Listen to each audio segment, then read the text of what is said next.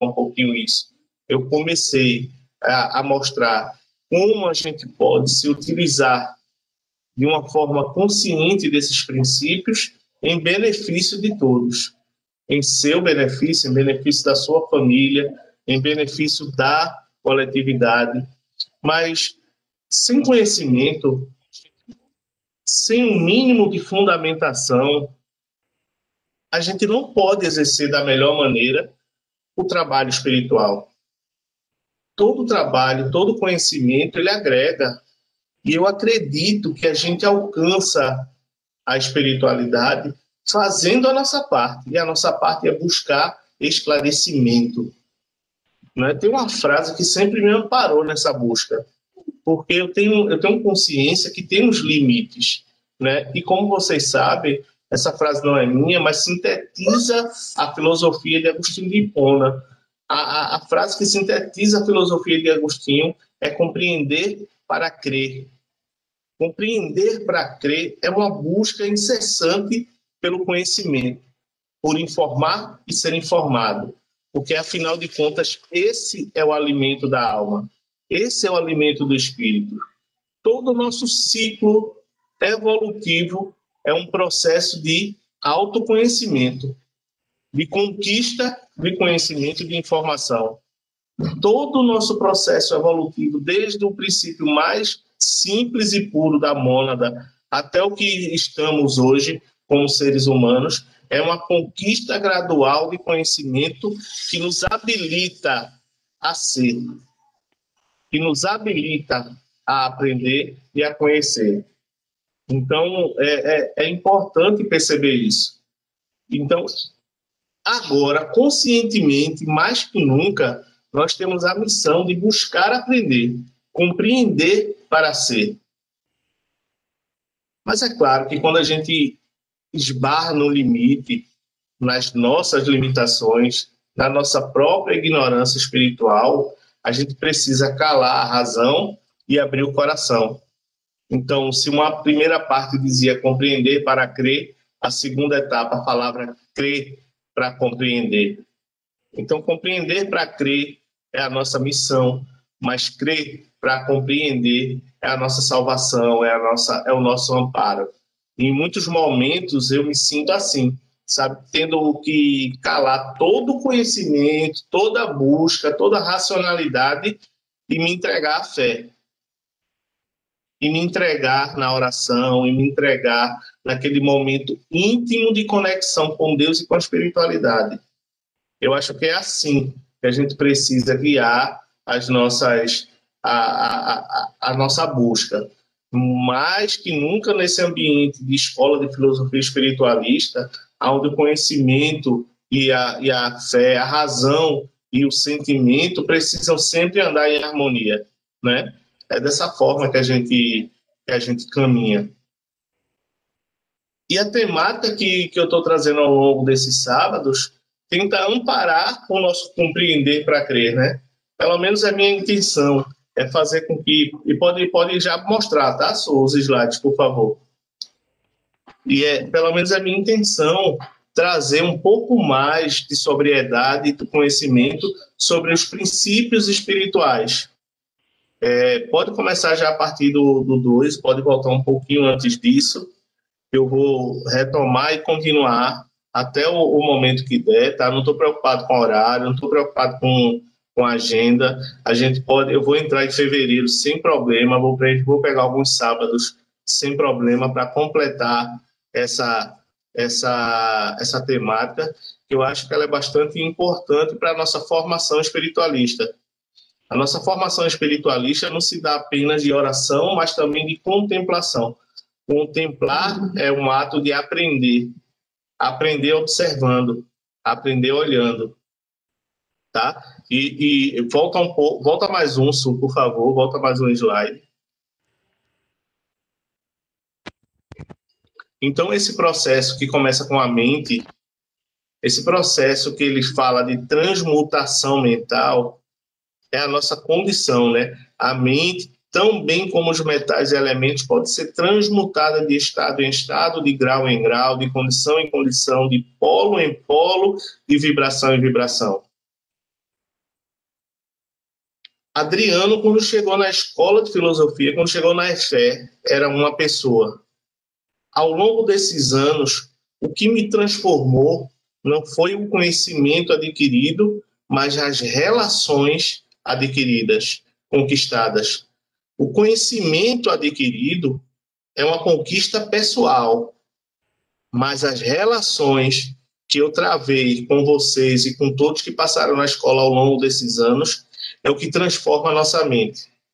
Mas essa transformação, ela se dá em estados, influenciando e sendo influenciado, observando e sendo observado, compartilhando conhecimento e recebendo conhecimento.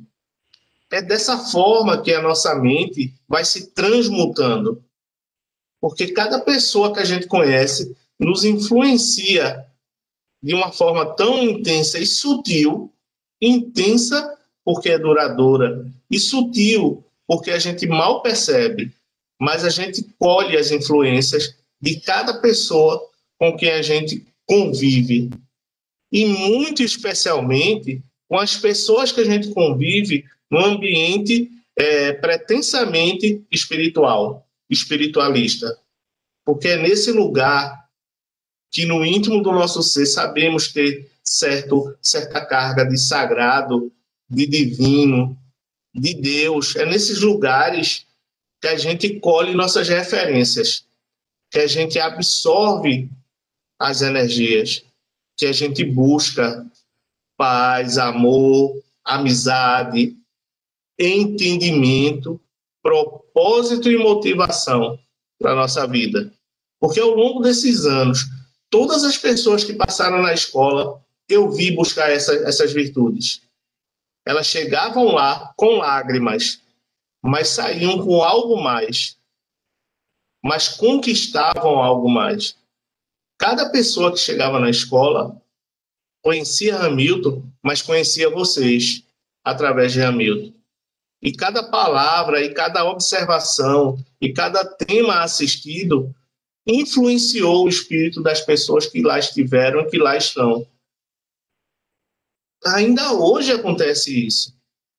Quando eu escuto um tema de Ana, quando eu escuto Aninha falando, quando eu escuto Cessi, quando eu escuto Tati falando, o que se passa dentro de mim não é apenas o que elas falam, mas o que eu sinto por essas pessoas.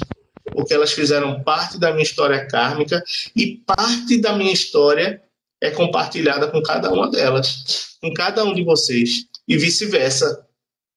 E vice-versa.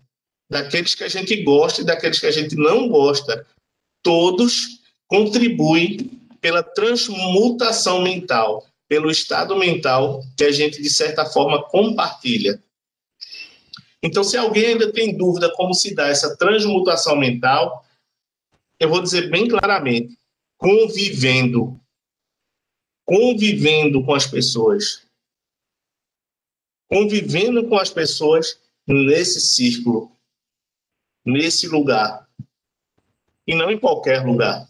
É claro, se eu abandono esse ambiente ou qualquer outro de cunho espiritualista e faço a imersão na convivência com pessoas de índole duvidosa, com valores não tão nobres, isso também vai me influenciar e vai mudar e vai determinar o estado mental que eu convivo. Até a forma de falar muda, até a forma de se comportar muda. Então, veja, é observando o externo que a gente entende o interno. É observando o ambiente externo que começa nessa fronteira do eu sou, que a gente entende o interior de nós mesmos das pessoas com quem a gente convive. Então, o estado mental não é uma coisa absurda de se transmutar. Exige convivência, disciplina e entrega. E daí por diante é manter essa disciplina para se conquistar a transmutação. E todo esforço vai ser recompensado. Pode passar, só pode passar para os próximos slides. Então, os pensamentos e as orações influenciam bastante nessa nossa transmutação. E aí vem uma aplicação, né, um axioma, como eles falam no Kybalion, para destruir uma desagradável ordem de vibração mental, pondo em movimento o princípio de polaridade, e se concentra sobre o polo oposto que deseja suprimir, destruir o desagradável, mudando a sua polaridade. Esse é o caminho prático que eles deixam de uma forma cifrada. Eu digo que é simples de ler e entender, mas está cifrado, porque você precisa entender o que é a vibração, o que é a polaridade e como eu faço essa mudança pelo seu oposto. E eu vou entrar nisso. Passa, Suzana, para a próxima. O ritmo pode ser neutralizado pela aplicação da arte de polarização. E aí a gente já está começando a ver que a polaridade tem um papel destacado no controle desses princípios, ou no entendimento desses princípios. Vejam, eu não gosto de usar lei hermética. Eu prefiro utilizar princípios herméticos, porque eles nos abrem a porta para um conhecimento que, uma vez compreendido, nos permite ter maior controle sobre esses princípios e seus efeitos. Eu já falei sobre isso. Quando o homem entendeu a lei da gravidade, pôde superá-la. Quando ele entendeu como funcionam os princípios da termodinâmica, ele pôde utilizar a seu favor as leis da termodinâmica, ele pode utilizar. Então, cada conquista, cada entendimento sobre as leis naturais não nos limitam, ampliam os nossos horizontes. Isso não é diferente com os princípios herméticos. Toda vez que você compreende a sua maneira, como funciona esses princípios em você, você está ampliando os seus horizontes. Então, não é uma questão de buscar fora, mas olhar para si e contemplar como esses princípios se desenvolvem dentro de nós. É nessa direção que eu quero caminhar para entender tudo isso que a gente está estudando ao longo desses meses. Pode passar, Su, para o próximo slide. Esses 3 últimos slides, né, mais esse daqui, são aplicações práticas que o livro traz, que esses ensinamentos traz, para a gente poder começar a se utilizar deles. Entenda, nada escapa do princípio de causa e efeito, mas existem vários planos de causalidade e pode-se empregar as leis do plano superior para vencer as leis do inferior.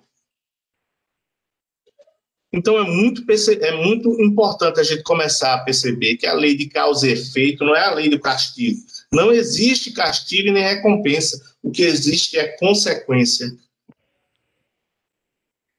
Então, você começar a perceber que a vida não foi feita para te castigar é o primeiro passo para entender como é que você precisa se adequar ao fluxo dessa vida, ao fluxo no qual você está inserido. Porque enquanto a gente não compreender como se dá esse fluxo de vida em nós e através de nós, a gente vai continuar a tropeçar, a provocar consequências indesejadas que recaem sobre nós. Porque nós somos seres de criação. Deus é de criação, porque Ele é o único soberano que consegue transformar o que é essência em existência.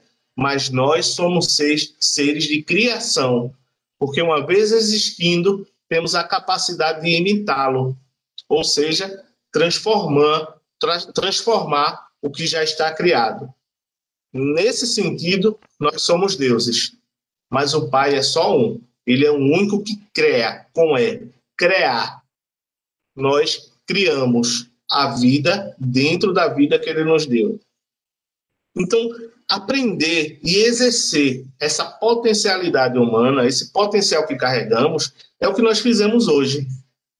Na medida que nos unimos, na medida que nos concentramos, na medida que abstraímos os limites físicos e deixamos nossa mente viajar, nós conseguimos, em determinado momento, vibrar juntos, porque nós estávamos polarizados.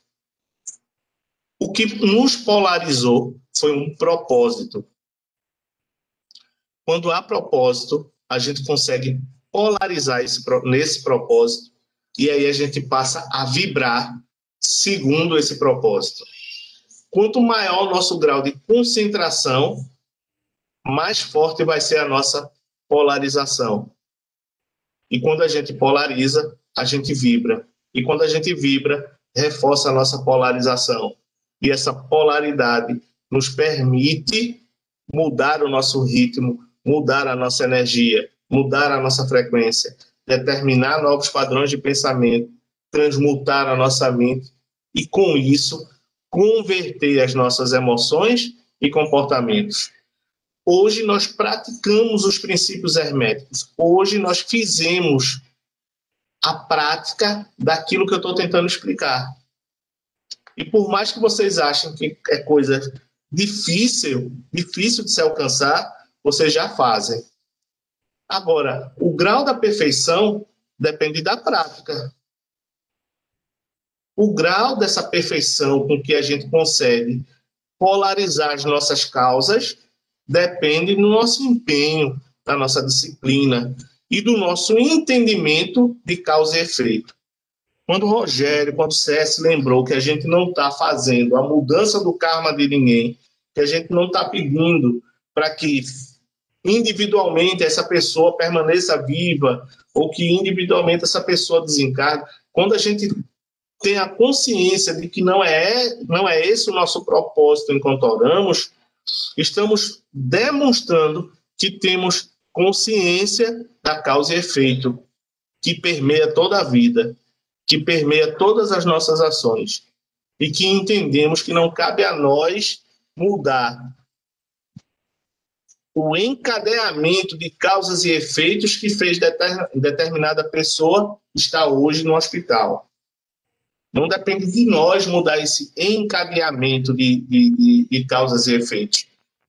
Cabe a nós ofertar, energizar, compartilhar, orar e amparar, na medida do nosso alcance, auxiliando os outros e não mudando o destino de ninguém. Então, quando a gente lembrou disso, quando a gente explanou sobre isso, a nossa egregora estava emanando um conhecimento de causa e efeito muito bem apropriado ao momento. Muito bem apropriado ao momento. Pode passar, Su. Então, a verdadeira transmutação hermética é uma arte mental. Vocês estão percebendo que os princípios, polaridade, ritmo e vibração, não acontece fora de nós. Ela acontece primeiro em nós, para depois se expandir. Assim como tudo que está ao nosso redor e toda a criação que está ao nosso redor já foi uma consequência do que aconteceu dentro do Pai. Lembram do princípio de correspondência? O que é embaixo é semelhante ao que é em cima e vice-versa. Então, a gente replica, por analogia, o mesmo princípio. Tudo começa dentro, para depois se manifestar. Porque foi assim que aconteceu. Ou, pelo menos, os princípios dizem que foi assim que aconteceu. E aí, o primeiro princípio é tudo é mental. Se tudo é mental, tudo, e a verdadeira transformação acontece no plano mental, para depois se manifestar e sair vibrando e acontecendo em todos os outros planos. Então, o Kybalion deixa esse fechamento para que a gente nunca duvide da nossa potencialidade mental. Veja, um dia eu vou perder esse corpo, um dia eu vou perder a capacidade de falar, um dia eu vou perder a capacidade de ver, um dia eu vou perder a capacidade de sentir, mas toda essa experiência de como eu falo, de como eu me expresso, de como eu sinto a vida, vai estar armazenado em algum lugar. em algum lugar em mim. E essa vivência não vai ser esquecida. E essa vivência vai continuar influenciando o eu sou. Então, creiam, tudo é mental. E toda a nossa encarnação, em algum momento da nossa partida, vai se concretizar no nosso eu mental. E esse eu mental é o que está mais próximo do eu sou, da mônada espiritual que somos. Então, eu não sou esse corpo, eu não sou essas emoções, eu não sou esses pensamentos, mas todo esse conjunto de conhecimento vai contribuir para o eu sou. Vai contribuir e não definir. Então, não se angustie muito com a carga de emoção e pensamentos que atravessa a tua vida nessa encarnação. Elas não definem o eu sou Mãe, a de Rafael cada vai um me de dar um pouco. nós. Oi? Meu microfone tá aberto, desculpa, gente. Desculpa se o meu microfone tá falhando. Não, acho que foi o meu que ficou aberto. Deixa eu ver como é que eu faço aqui. Tá bem. Pode passar para o próximo slide, por favor. Pode passar. O despertar da consciência é o que a gente vai começar na próxima aula. Eu vou trazer um pequeno trecho de um filmezinho que eu vou querer apresentar. Eu não sei se eu acho que já dá para apresentar hoje esse pequeno trecho, que ele é muito interessante. Por que eu quero começar com esse despertar da consciência? Por uma coisa muito simples. Tudo que a gente estuda, ele tem um propósito. Que eu trago, eu sempre visualizo, mentalizo um propósito naquilo que eu estou tentando buscar. Com maior ou menor intensidade, o propósito que eu busco para tudo isso é despertar a consciência. As pessoas acham que o despertar da consciência se dá uma vez e de uma maneira, e que quando isso acontece, a pessoa vira um santo. Na verdade, eu acredito que isso se dá em diversas etapas, em diversos momentos da nossa própria encarnação. Em uma só encarnação, a tua consciência é despertada em vários momentos. E, claro, há momentos em que esse despertar é tão intenso que você vislumbra com tanta profundidade a vida que te cerca, que isso te transforma. Quando eu estava estudando, há um momento muito delicado na vida do ser humano, que é aquele que quando ele sai da infância para a adolescência. A gente subestima essa mudança que na psicologia fala de uma transição psicológica, né? Não é apenas o corpo que sofre transformações, a mente também se transforma junto. Então, não são apenas nessa fase da criança para o adolescente, né? Da pré-adolescência para a adolescência, da pré-puberdade para a puberdade, o corpo é bombardeado com um conjunto de química que o transforma. Mas isso também transforma a mente do ser. E essa transformação é um despertar da consciência. É um despertar natural que todos nós atravessamos. E esse despertar implica no luto. Se fala que nessa fase a criança sofre alguns lutos, não é apenas um. Ela sofre o luto do corpo. Ela perde o corpo de criança e ganha o corpo que será da sua maturidade. Tanto o menino quanto a menina sofrem uma transformação corporal que necessariamente perde-se um estado e ganha-se outro. Então, a gente percebe que nessa transição, a perda do corpo de criança e o ganho de um corpo mais maduro, mais adulto, faz ela sofrer um luto, que é o luto de limitações sociais. O que antes já era permitido, agora não é mais permitido. Se antes ela andava só de calcinha, só de cueca, Agora ela não lhe é mais permitido fazer isso. Se antes ela abraçava e sentava no colo do avô, do pai, da mãe, agora já há mais limitações e regras. E tudo isso é definido apenas pela forma corporal.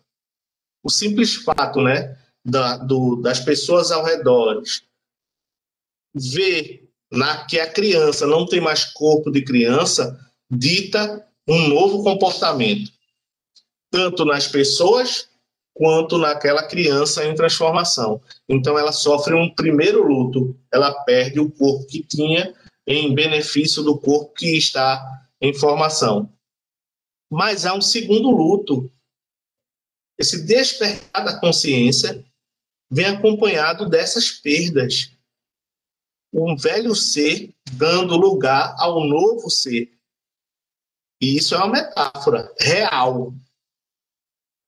A criança, ela perde o status de criança e começa a ser vista e cobrada como alguém que precisa ter responsabilidades, consciência, postura, atitudes. Então, ela passa por um segundo luto. Ela perde o status de filho-criança e começa a ganhar o status de filhos mais responsáveis. A gente, como adulto, a gente sabe que ela ainda é uma criança, mas que está crescendo. Mas a gente o cobra como um mundo a cobrará. Então, toda a família passa a fazer perguntas, a fazer questionamentos, a criar expectativas, visando o amadurecimento que ainda não foi alcançado, mas que já é cobrado. Então, essa nova fase, essa nova consciência começa a ser cobrada. Ela passa pelo segundo luto. Morreu a criança. O primeiro luto, ela perdeu o corpo. No segundo luto, ela perdeu o status. E o terceiro luto acontece dentro. Ela agora precisa construir um novo eu sou. Ela agora precisa construir um novo núcleo de personalidade. E esse novo núcleo de personalidade vai fazer ela matar o velho eu, em benefício do novo eu. Tudo isso está acontecendo por conta do despertar da consciência. A consciência dela se abriu para uma nova realidade. Tudo isso aconteceu conosco, de diferentes maneiras, com diferentes obstáculos, com diferentes prazeres e sofrimentos. Mas tudo isso fez a gente conquistar um novo olhar para a vida. A partir daí, a partir de então, tudo que nós somos hoje, na nossa fase madura, carrega a maneira como a gente passou por esse despertar da consciência. Traz, porque nós herdamos isso. E o eu sou de hoje é uma herança de todo esse processo que atravessamos. Então vejam, nada fica solto. Lei de causa e efeito. E pode passar, Su, para a próxima, porque o próximo sábado é que eu vou complementar esse entendimento com um videozinho que eu vou trazer. Para a gente fechar essa parte sobre a consciência. Eu acho até que ela já está até aqui num ponto que é bem lúdico.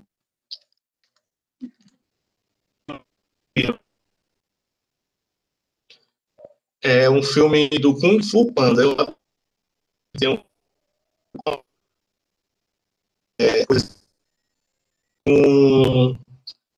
verdades que são muito legais.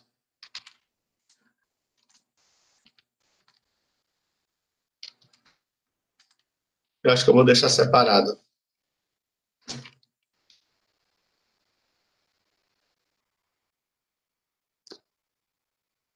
Não vai rolar agora. Eu baixei o vídeo, mas eu não ele não está mais aqui no meu computador. Acho que baixou no outro computador. Tranquilo, Drake. Tá, eu Depois, vou Sábado que Aí vem tu passa. eu passo para você, Su. Vai ser mais complicado agora. Então, percebam que esses princípios herméticos, eles têm um propósito, é contribuir com o despertar da nossa consciência. Mas isso vai se dar de uma maneira tão única, tão própria em cada um de nós, que por mais que eu tente explanar, eu não vou tocar o coração de ninguém. Mas por mais que vocês insistam em ouvir, pode ser que sejam tocados pelo conhecimento que não está oculto. Veja, todos esses slides, todos esses textos que estão aqui nesse material, eu coloquei a fonte, eu coloquei o livro, eu estou repetindo palavras e interpretando o que eu entendi, porque na medida que vocês ouvem e buscam, vão reinterpretar e vão desenvolver uma percepção que é muito tua. E é nisso que eu quero falar. Os princípios herméticos, eles servem para abrir uma porta em você. Enquanto você estiver vendo esses princípios como uma coisa universal, você está na parte intelectual. Quando você começar a perceber o que significa o princípio da vibração em você, o que é polaridade para você, o que significa o entendimento da lei da correspondência na sua vida, aí você começou a abrir uma nova porta. Aí você começou a conquistar uma nova consciência. E quando você atingir esse ápice, a abertura da consciência que se dará em você vai ser única. E não vai ser transmissível. Vai ser intuitiva. Quando eu estava preparando esse tema hoje, eu estava pensando em alguns desses princípios e eu fiquei surpreso como, de uma forma intuitiva, veio vendo muitas ideias sobre o que cada um deles representa para mim. Que não está escrito nos livros, nem está escrito nos sites, porque é uma interpretação e um entendimento meu, que dificilmente vai poder ser compartilhado por vocês. Mas na medida que vocês começarem a adentrar neles, vão começar a essas coisas fazer sentido em vocês, e isso vai ser visto em todo lugar que você vá. Eu digo isso no Guerreiros da Luz. Quando você foca o seu esforço na busca do conhecimento de você conhece muitos. A gente está focando no Guerreiros da Luz, forçando o entendimento desse livro. O tarô, princípio prático de ocultismo, de Moniz Sadru. Isso aqui é pura hermética aplicada. Todos esses princípios herméticos estão diluídos nesse livro. Muitas coisas que estão nesse livro é um desdobramento prático de muitos desses princípios. Não de todos, de alguns. E esses que estão aqui não são todos. Tem outros princípios herméticos que não estão no Kybalion. E aí eu agradeço a Tereza, devia ter feito isso desde a semana passada. Tereza, mestre do Grupo Esoterismo Vivo, que me lembrou, né, e me enviou os estudos e análise dos princípios herméticos feito por Laércio do Egito, José Laércio do Egito, que tem um site. Depois eu vou mandar para a Sul publicar. Lá ele também destrincha esses princípios, e foi muito bom ela ter me mandado isso, porque me ajudou a me lembrar alguns detalhes que eu pensei dali para complementar aqui no tema. E Nego conheceu ele, né? Vocês sabem, esse escritor, pensador, filósofo, místico, ele é daqui, da nossa cidade de Recife, é do nosso estado, né? E ele era um hermético, um hermetista, muito bom. E Nego conheceu ele, chegou a conhecer, eu não sei o quanto, né? Mas o Nego chegou a me falar dele. E tem livros dele que eu super recomendo. Então, meu obrigado a Tereza por ter me mandado esse material que me ajudou e está me ajudando muito. Mas eu recomendo a todos vocês buscarem a leitura de um desses princípios e tentem interpretar como ele se dá na prática da tua vida, da tua realidade. Dessa forma, quando você conhecer o ponto, você vai entender o todo. Essa é outra axioma hermético. Pelo ponto se conhece o todo. Porque, segundo a lei da analogia, o que está em cima é como o que está embaixo. E o que está embaixo é como o que está em cima. Então, eu não preciso desencarnar para entender como a espiritualidade funciona. Porque a espiritualidade funciona em cima, semelhante ao que é embaixo. Então, se vocês ainda acham que para vivenciar plenamente a espiritualidade vão precisar desencarnar, estão enganados. A espiritualidade é aqui e agora. E vai continuar sendo com ou sem esse corpo. Com ou sem a matéria. A matéria faz parte desse conjunto espiritual. Porque o próprio princípio da polaridade diz que tudo é uma coisa só, diferenciada em graus. É por isso que elas se polarizam, mas elas se tocam. O polo são apenas os extremos de uma coisa só. E aí, quando Suzana mostrar, e a partir da próxima semana, é o slide que eu vou mostrar, pode mostrar, Su, eu vou começar a fazer com que vocês percebam esse gráfico aqui. E o que eu menos vou precisar falar é a lei de causa e efeito. Porque, na prática, lei de causa e efeito é o que gera a ilusão de tempo.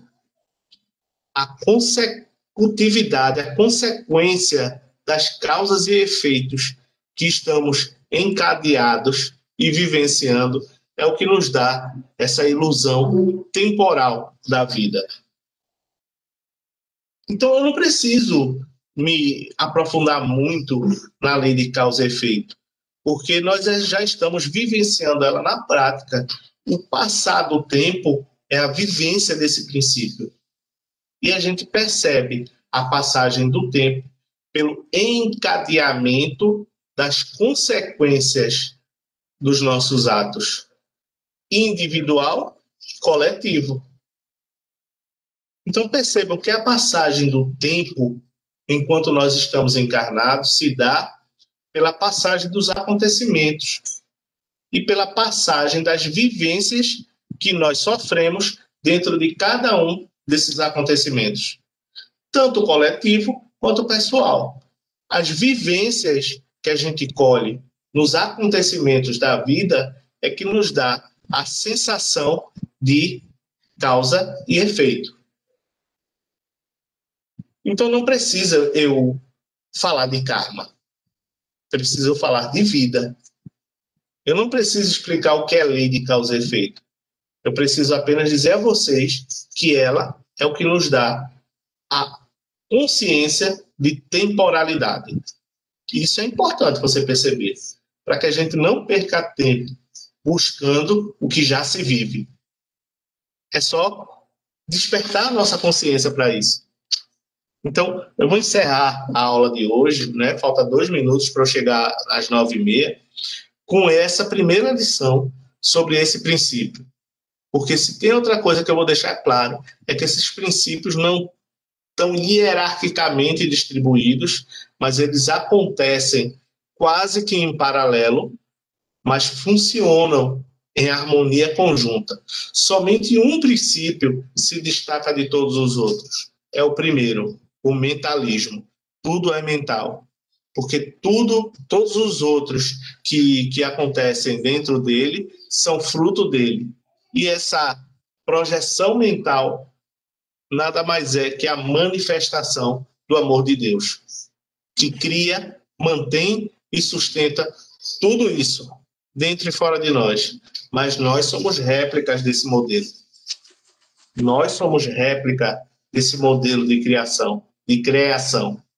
E é isso que eu vou tentar desenvolver nos próximos sábados. No mais, se alguém quiser falar alguma coisa, libera o microfone. Pode encerrar a transmissão por hoje.